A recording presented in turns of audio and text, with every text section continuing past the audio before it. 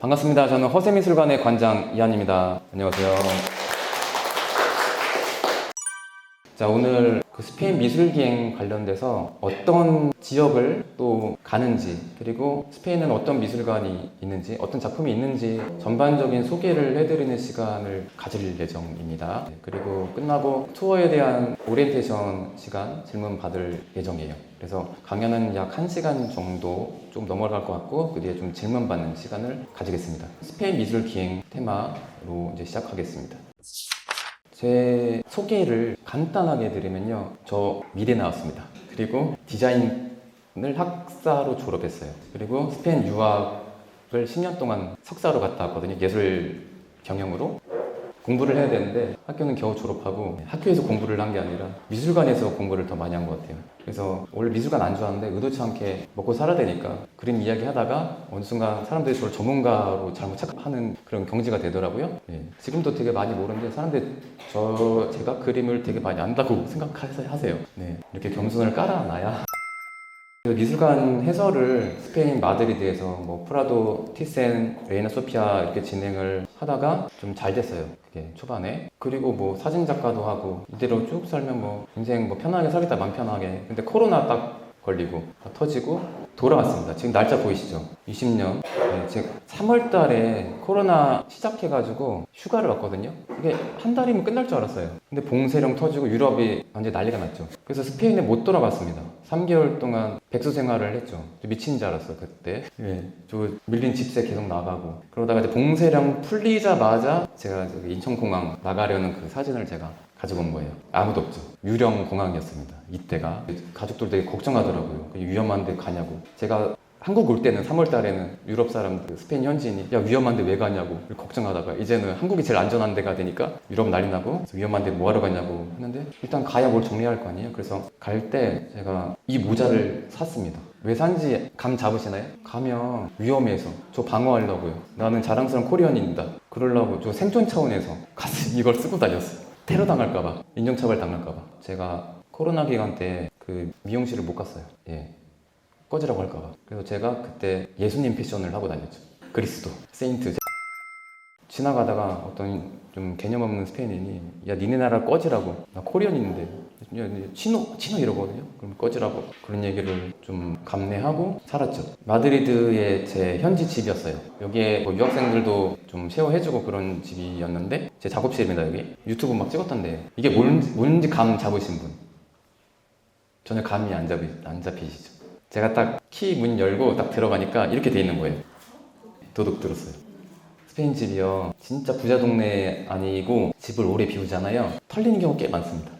우리나라 치안이 얼마나 좋은지 감이 잡히시죠? 여기 책 사이에 저 뒤에 책꽂이 보이죠? 거기에 태블릿 있었거든요. 그거 안 훔쳐갔어요. 왜 안 훔쳐갔을까요? 제 책인 줄 알았던 거죠. 그리고 엉뚱한 제 옷 훔쳐가고 그냥 잣도둑이었어요. 카메라는 또 안 훔쳐갔어요. 못 찾은 거죠. 아무튼 이렇게 살았습니다. 저기 브러셔 보이죠? 저기 티센 제가 멤버십이어가지고 막 도록받고 그랬던 거예요. 그래서 여기 가자마자 짐 싸고 이사를 갔습니다. 여기 북부에 오비에도 아스티라스 주가 있거든요. 여기 방학한 쉐어해서 여기서 넷플릭스를 봤죠. 책을 썼습니다. 넷플릭스만 보면 인생 페인 될 것 같아서 뭐라도 해야 돼가지고 책을 써서 저기 허세미술관 책이 3년 전 나왔습니다. 오타가 좀 있는 거 빼놓고는요, 곰브리치보다 미술 공부하기, 입문하기 너무 좋은 책입니다. 홍보가 너무 안 돼서 안 팔렸습니다. 잘. 일주만 베스트셀러 한 100이 올라갔어요. 그래서 여기서 유튜브를 열심히 올렸죠. 왜냐면 할 게 이거밖에 없으니까요. 그래서 채널 성장이 이때 좀 많이 됐다라는 거죠. 여기에 뭐 이렇게 공원 가면요, 토끼가 있어요. 사람들 토끼 버리고 와가지고 방목해가지고 이게 생태계를 만드는 독특한 곳이었습니다. 너무 귀여운 토끼들 있었고, 동네 한산 산책하면요, 여기 산맥이 있어요. 그래서 북쪽이니까 추울 것 같잖아요. 참고로 마드리드 리도가요, 시내주예요. 북쪽에 있어요. 훨씬 위에 있어요. 근데 우리나라보다 안 추워요. 북부는 추울 것 같잖아요. 그러면 더 마드리드보다 훨씬 위인데, 그런데 여기는 겨울에 영하를 안 떨어져요. 잘. 이 산만 눈이 엄청 오고 밑에는 계속 봄 날씨입니다. 그래서 너무 따뜻해가지고 여름에 시원하고 가을 날씨고 겨울엔 봄 날씨예요. 여기 이번에 갑니다. 아니, 아스티라스주는 못 가고 빌바오도 이런 비슷한 기후니까. 그리고 제가 나름 아마추어 사진작가라서 스냅 사진도 찍고 하다가 그때 건진 사진이에요. 축복이었죠. 동네 산책만 해도 설경을 구경하니까. 그래서 제가 지금 열정을 말씀드리면 저기 여기 바르셀로나로 인한 다음에 북쪽에 빌바오 구겐하임을 가요. 그다음에 여기 마드리드 이제 보면 여기서부터가 하이라이트입니다. 미술관이 몰려 있는 곳이라서 그렇게 진행을 할 예정이에요. 네. 그래서 이 주요 미술관들 그리고 프라도 미술관, 티센 보르네미사 미술관, 국립 소피아 국립센터, 레이나 소피아는 이제 메인이죠. 마드리드. 네. 레이나 소피아. 옛날 망한 병원을 이렇게 잘 복원해서 미술관으로 만들어서 성공한 사례예요. 그러니까 꼭 미술관만 보는 게 아니라 마드리드의 산미겔 시장도 그렇고 이런 레이나 소피아 같은 건물도 그렇고 옛날 건물을 그대로 이용했을 때의 문화 복합 단지를 이용하면 되게 발전적이겠다라는 거를 좀 그때 좀 배웠죠. 구질구질한 거 우리나라 사람들 되게 부끄러워하거든요. 청계천을 저는 매우 잘못 복원했다고 생각해요. 청계천의 그 판자촌 있잖아요. 일부 구역이라도 훌륭한 건축가가 안전하게 그 하수 시설 잘 제대로 하고 옛날 모습을 그대로 이렇게 잘 재해석해서 복원했으면 세계적인 관광지가 됐었을 겁니다. 근데 그런 거를 못해요, 우리나라는. 그냥 깔끔한 것만 좋아하죠. 이런 얘기하면 되게 오래 걸려요. 이건 특강 1시간짜리라서. 예.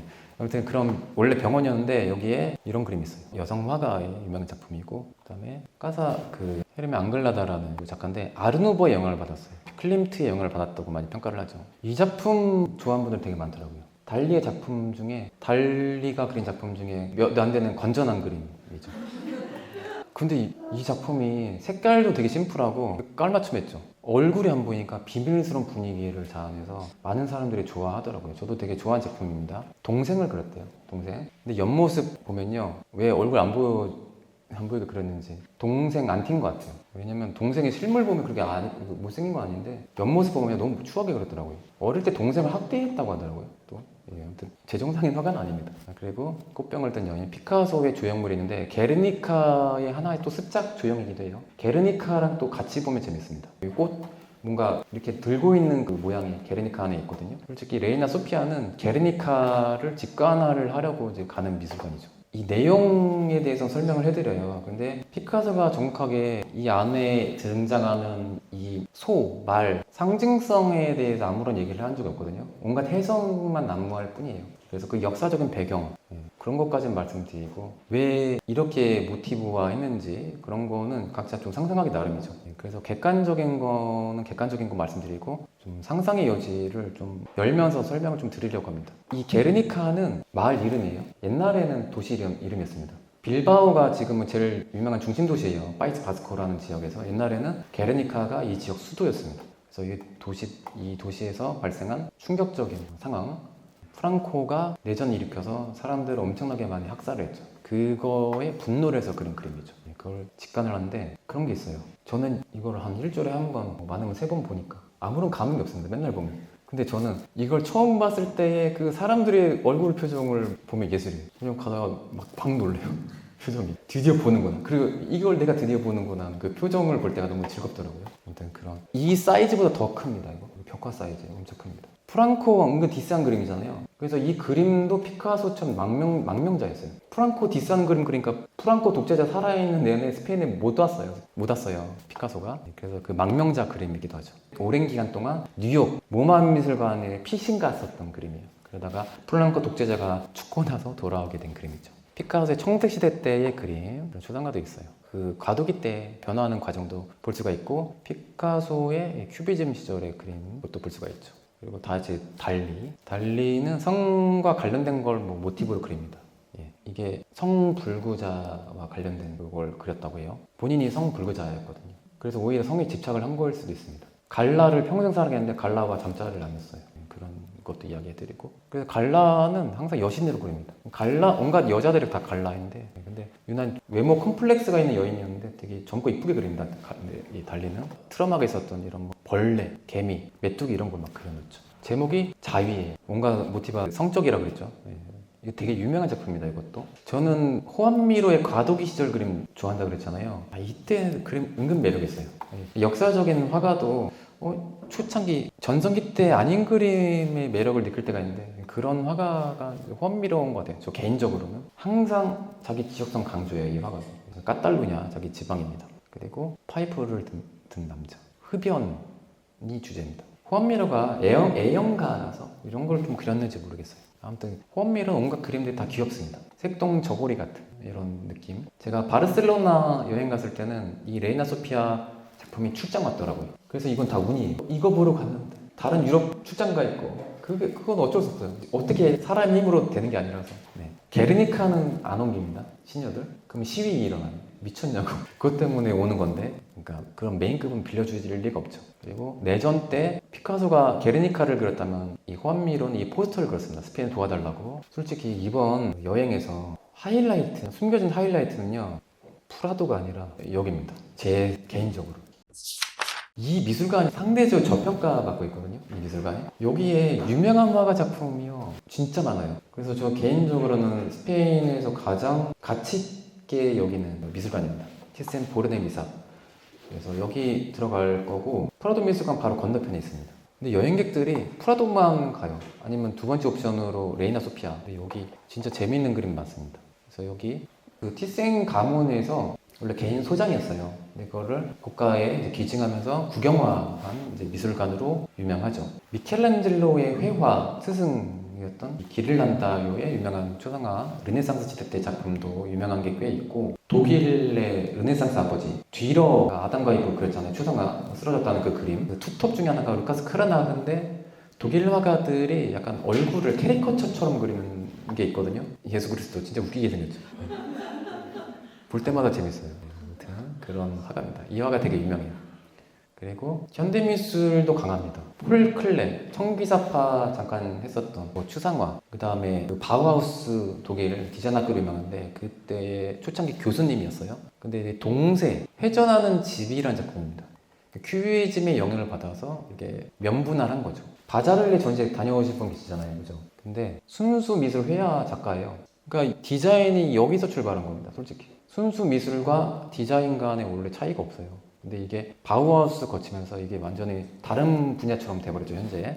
그래서 그 1세대 디자이너이자 회화 작가 중에 한 분입니다. 그림 좋죠. 옛날에 엽서가 없었을 때, 카메라 없었을 때, 그 갔다 왔다는 인증샷이 필요할 때 그 허세이한 욕망을 채워주기 위한 화가가 있었거든요. 베투타 화가라고 하는데 까날레토가 그 유명한 베네치아 출신의 베투타 화가입니다. 제가 이번에 여기 갔다 왔죠. 네. 그래서 이 작품도 볼 수가 있죠. 나중에 이탈리아 여행 계획하신 분 계시면 베네치아 가시면요 여기 성당 들어가야 되더라고요. 안 가면 손해예요. 이번에 깨달았습니다. 제가 봤던 역사적인 성당 거의 다 가봤는데 여기 바티칸보단 덜하지만 그 다음이 웅장함을 따졌을 때 이 성당인 것 같아요. 황금으로 도배했습니다. 그래서 옛날에 베네치아가 초창기 향신료 무역, 중개 무역으로 엄청 돈을 많이 벌었거든요. 그 돈 여기 다 썼구나. 이런 말 하면 죄송하지만 돈지랄 한 그 효과가 얼마나 대단한지를 보여주는 성당이라서 진짜 놀라웠습니다. 여기. 그리고 제가 제일 좋아하는 화가 중에 하나입니다. 장 바티스트 카미오 코로. 여러분 스페인 북부가요 이런 분위기. 아침에 딱 일어나면 레르마라는 지역 아까 그 파라도르 호텔 가시면요 꼭 추천해드립니다. 조식 드시기 전에 동네 한번 좀 산책을 하시기를 추천드려요. 이런 분위기 느끼시려면. 비가 안 오면요 그때 좀 비도 올 수 있거든요. 근데 비가 계속 오진 않고 맑으면요 또 하늘 보는 재미가 있어요. 스페인 11월이 하늘 제일 이쁜 달 중에 하나입니다. 여름에 스페인 가시면요 구름이 없어서 하늘이 안 이뻐요. 근데 구름 껴야 사진도 잘 나오고 분위기 있죠. 프랑스의 그 풍경화의 근본 중에 하나입니다. 바르유비정 파로 분류하기도 하는데 밀레의 친구 작품이죠. 분위기 깡패 화가 어떻게 이렇게 그렸을까? 저는 이제 잘 그린 화가 중에 이런 화가가 진짜 천재인 것 같아요. 옛날 화가 중에. 그리고 또 다른 같은 작가입니다. 다나이를 그린 건데 그것도 분위기가 아주 묘하죠. 그 화가는 자기만의 분위기를 만든다는 게 제일 중요한 것 같아요. 이런 풍경화도 각자 스타일이 다 있죠. 거장급들은 그렇죠. 그리고 인상파 작품 되게 많아요. 우리나라 사람들이 너무 사랑하는 인상파를 보는 재미가 있습니다. 그래서 에드가 드가 발레리나 작품 하나가 여기 있죠. 또 있는데 발레리나가 워낙 유명하니까요. 그리고 모네의 선배이자 스승 또 친구였던 저번 주에 강의 들으신 분 누굴까요? 이거 아시잖아요. 좋아하신다고. 외젠 부댕입니다. 외젠 부댕. 외젠 부댕도 매력 있어요. 외젠 부댕이 있어서 이 모네가 있는 겁니다. 모네 원래 캐리커처 만화가였거든요. 근데 이 가능성을 보고 너 풍경화 그리면 잘 맞을 거라고 이 형님이 전향시켰습니다. 이 화가 아니었으면 인상파 없어요. 근데 유명한 게 장땡이죠. 유명해지면 최초가 돼요. 이분이 모네가 이제 인상파의 시초다. 그렇게 된 거죠. 하지만 시초는 따로 있다는 거죠. 영국 가서 터너의 영향을 받았고 외진 부댕 형님의 그 옛날에는 그 플랜 에어라고 해서 바깥에서 그림 못 그렸어요. 튜브 물감 발명되기 전에. 튜브 물감 발명되고 그 바깥에서 그린 1세대가 이 화가예요. 그리고 아까 카미오 코르 같은 화가. 근데 유명한 게 기록이죠. 1등이죠. 그래서 최초로 이렇게 바깥에서 그린 화가로 이렇게 소개가 보통 되잖아요. 그래서 역사는 유명한 사람만 기억하는 거죠, 우선. 아무튼. 그리고 강의 들으신 분 제가 자주 말씀드렸지만 저는 반전 이야기 이런 거 좋아하잖아요. 저는 그냥 느낌으로 이거 런던 갔을 때 그림인데 이쁘긴 한데 인상파가 원래 이렇게 막 뿌옇게 그리니까 이쁘긴 한데 설마 이거 미세먼지? 근데 저 개인적으로 그냥 엉뚱한 생각했어요. 모든 원래 뭔가 그 창의적인 그런 뭐 해석이라든지 발명은 엉뚱함에서 시작되잖아요. 그거 진짜더라고요. 미세먼지예요. 여러분 제가 3월 달에 어쩔 수 없어 비수기라서 한국 오면요 사진을 찍었는데 인상파 분위기가 나는 거예요. 그리고 노을 질 때 보세요. 진짜 이쁩니다. 그래서 미세먼지가 만든 미학 이죠. 예, 이거 환상입니다. 이때 엄청나게 많은 사람들이 미세먼지 때문에 죽었죠. 런던에서. 그때 마스크도 안 끼고 대단한 모네죠. 그리고 르누아르. 우리나라 미술 애호가들이 정말 사랑하는 작가입니다. 르누아르 만약 특별전 오면 뭐또 매진되겠죠. 이런 화가. 반전이 있습니다. 르누아르가 마음씨 따뜻하고 그림처럼 다 인류애가 넘칠 것 같은데 이 사람 유대인 혐오주의자였습니다. 충격적이죠. 저는 약간 동심 파괴자입니다. 이런 줄 알았죠. 아닙니다. 이런 반전 이야기로 많이 하죠. 자, 마냥 이 멋진 풍경한 줄 알았는데 이것도 좀 얄밉습니다. 남들은 홍수 피해 나서 죽는 인 4년이 할 때 이 사람 바깥에서 그림 그렸어요. 여기. 이 홍수 난 뒤에 그 풍경이거든요. 물이 이렇게 잠겨 있을 때 그런 그림이 따로 있습니다. 시슬레에는 하늘 보는 재미가 있어요. 하늘 보는 재미. 이 하늘 묘사가 너무 저는 컬러가 좋더라고요. 이 쿨한 터치도 그렇고. 저번 강의 때 이거 말씀드리긴 했는데 인상파의 학생 매장 카미오 피사로가 인싸라서 파랭과 인상파의 모든 전시를 다 참여했어요. 리더십도 있고 사회성 좋고 인싸라서 너도 참여해가지고 했는데 이렇게 사람 많이 모이면 이렇게 사이 안 좋아지고 인상파가 어느 순간 자기 스타일로 좀 약간 나뉘어지다 보니까 이게 없어지거든요. 인상파 전시가 끝까지 참여했던 유일한 개근상 화가죠. 그래서 이 화가가 그린 파리의 거리 시리즈가 되게 유명하거든요. 특히 몽마르트 시리즈. 그래서 이 화가의 성향은 저는 알았는데 이번에 좀 강의하다가 알게 된 게 있습니다. 그러니까 파리의 이쁜 거리 풍경을 그린 것 같잖아요. 이 화가의 의도는 아닐 수 있겠다는 걸 이번에 깨달았어요. 이 화가의 그런 기록에 따르면 더럽고 추한 파리를 그린 것도 하나의 미학일 수 있겠지, 뭐 이런 비슷한 글을 썼습니다. 그러니까 이 화가가 원래 도시를 안 좋아하고요. 토마스 섬에서 어릴 때 대자연에서 컸어요. 집도 원래 시골에 있었고, 이 화가가 이제 노동 문제에 관심 많았고, 대표적인 약간 급진 좌파 화가 중에 하나입니다. 그래서 이 화가는 건강 때문에 파리에 왔을 때 작품이에요. 그래서 그 인상파의 리더였던 마네부터 약간 추한 것 하나의 미학이 될 수 있다는 걸 보여줬기 때문에 마네가 또 대단하게 평가받는 것도 있고, 그래서 현대미술사에서 되게 의미 있는 화가를 평가받는데 그 미학인 거죠. 아름다워서 그런 게 아니라 도시란 거는 인간 소외도 일으키고 노동 문제도 있고 추한 곳인데 추한 것도 미학이 될 수 있잖아. 이렇게 의도했다고 생각하면 좀 다르게 볼 수가 있는 거죠. 그래서 완전 반전 있었어요. 네, 저는 좀 놀랐습니다. 이게 마냥 아름다워서 그린 건 아니구나. 근데 이전까지 그려왔던 게 있으니까 여기를 막 추하게 뭐 불구덩이로 그릴 수는 없잖아요. 일단 사실주의 성향의 화가들이니까. 그래서 이 이후에 표현주의 같은 화가가 등장하잖아요. 그래서 온갖 약간 정신분열증 같은 인간의 세계대전 이후에 트라우마 그린 것 같은 그런 미친 화가들이 등장하죠. 이제 그림 안에 이제 미친 그 세상이 등장합니다. 그게 이제 세계대전 전후로 더 심해지죠. 그리고 마네의 작품이 하나가 있습니다. 티센에 그 단골 모델이었던 여성을 이렇게 기수로 이렇게 그렸었고, 마네가 또 경마를 되게 좋아했었죠. 프랑스 화가들이 경마를 좀 좋아하는 경향이 있습니다. 그리고 마네와 썸 탔다는 말도 있는데 이거는 썰일 뿐이고 그랬을 수도 있어요. 마네의 성향은. 근데 하지만 불편한 상상하기 싫고 그림은 너무 아름답게 그리는 화가라서. 베르트 모리죠. 그 외젠 마네의 친동생과 결혼했던 또 화가 집안입니다. 여성 화가로서 가장 성공했던 화가 중에 하나예요. 당시 파리에서. 이 화가의 미술 애호가들도 되게 많습니다. 베르트 모리죠. 고흐의 친구들, 고객만 있는 게 아니라 에밀 베르나르도 좀 기억해 주시면 좋을 것 같아요. 처음에는 이게 뭔지 모르다가 이게 수태고지라고 하니까 이게 수태고지를 이렇게도 재해석할 수 있구나라는 걸 보여준 재밌는 그림이죠. 이 화가가 아니었으면 고갱이 없습니다. 고갱이 이 화가 그림 많이 따라하고 베꼈거든요. 근데 나중에 그걸 인정 안 하니까 이 둘이 좀 사이가 서먹서먹해졌죠. 수태고지를 현대적으로 재해석한 화가. 그러니까 고갱하면 종합주의로 유명한데 이 화가가 솔직히 좀 먼저 시도했습니다. 클로아 조니즘이라고도 부르죠. 구획주의라고도 하고 이렇게 약간 평면적이고 엉뚱하게 색깔칠하는 그런 거를 솔직히 이 화가가 먼저 시도했죠. 에밀 베르나르. 고갱이 이걸 좀 좋게만 차용해서 더 발전시켜서 이런 그림까지 그리게 됐다라고 볼 수가 있고, 고흐의 그림도 보는 재미가 있어요. 이런 분위기를 좀 보기가 쉽진 않은데 약간의 과도기 있대요.